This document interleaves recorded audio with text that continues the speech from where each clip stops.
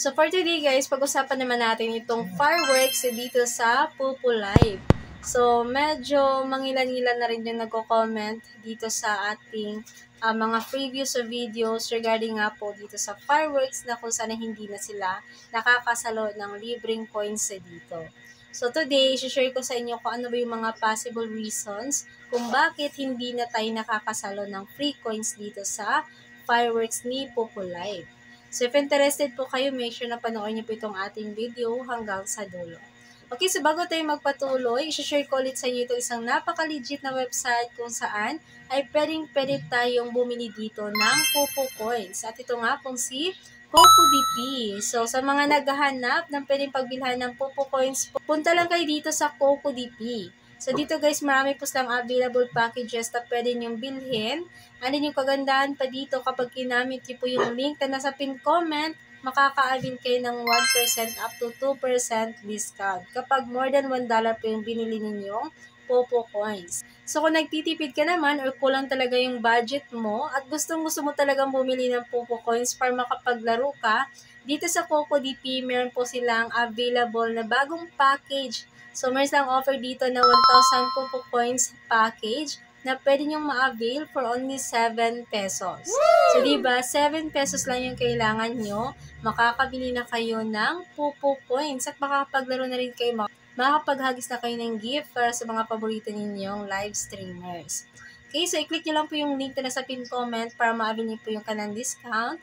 And then, pagdating nyo po sa kanilang website, make sure na mag-login kayo via Google bago kayo bumili dito ng Pupu Coins. So, after nyo po mag-login, hanapin nyo lang po si Pupu Live and then doon, enter nyo lang po yung Pupu Live user ID and then isi-select nyo lang po yung package na gusto nyo pong i-avail and then yung inyong payment method na gagamitin. So, dito guys, available si GCash, Maya, GrabPay, KuCoin, and bank transfer. So, marami po kayong pagpipilian dito na payment option. Ito po yung email, and then tap nyo na po yung buy now. So, ganun na po kadali mag-process ng order dito sa So, ngayon pag-usapan na natin kung ano ba yung mga possible reasons kung bakit hindi na tayo nakakasalo ng free coins dito sa Pupu Live. So, guys, ito based lang din sa mga sagot ng mga tinanong ko. So, yung mga tinanong ko, guys, is mga active talaga dito sa Pupu Live. And ito yung kanilang mga na-observe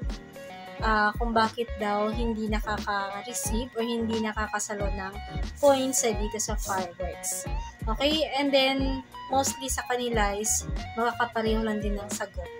Okay, so ito guys, i-share ko sa inyo kung ano yung mga sinabi nila. And number 1, nag-update daw si Pupu Live. So medyo naging strict daw si Pupu Live after na nag-update ito. So nadedetect na daw yung Pupu Live yung gumagamit ng same IP address. So, IP address guys, ito po yung ating source of internet connection. So, kapag marami daw nakikita si Pupu Live na account sa Pupu, tapos isang IP address lang yung ginagamit, napakalabo daw or napakataas ng chance na hindi ka na talaga makakasalo ng free coin sa fireworks.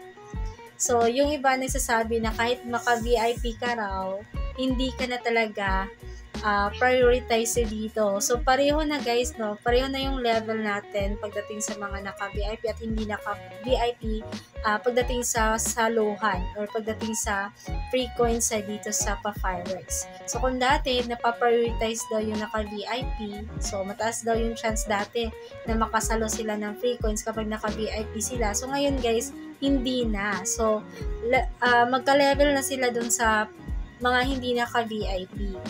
So, whether naka-VIP ka or hindi ka naka-VIP, pareho na kayo ng chance na pwedeng makasalo or hindi makasalo dito sa pa-fireworks. So, yung nangyayari, parang swertihan na lang. Depende na lang sa luck natin sa araw na yan kung mabibigyan tayo or hindi, kahit na naka-VIP pa, no? And then, lastly guys, ngayon daw na nag-update si Pupu Live, nadedetect na daw talaga niya yung may mga dummy account. So, kung napansin nyo dati, nung meron tayong ginawang video regarding sa Bone App, so tinry ko dun guys kung parehong makaka-receive or makakasalo ako ng mga free coins. So, pinakita ko dun na pareho guys, nakakasalo talaga yung aking dummy account sa Bone and din yung aking original account sa Pupu Live. ng free coins. So ngayon, since nag-update na nga po si Populive, mahirapan na daw po talaga tayong makasalo ng free coins dito sa Fireworks kapag na-detect niya na meron tayong mga dummy account. Kasi nga, nadedetect ni Populive na may maraming account sa isang IP address. So, kung ikaw gumagamit ka ng Pupo, tapos yung kapatid mo gumagamit ng Pupo, si mama mo nagpupo rin, tapos isa lang po yung source ng internet connection yun. So, napakataas ng chance na hindi daw talaga kayo makakasalo ng free coins sa Fireworks. So, ito guys ay based lang din dun sa mga sagot ng mga tinanong ko na mga active talaga dito sa Populive. Ganun daw yung mga na-observe nila.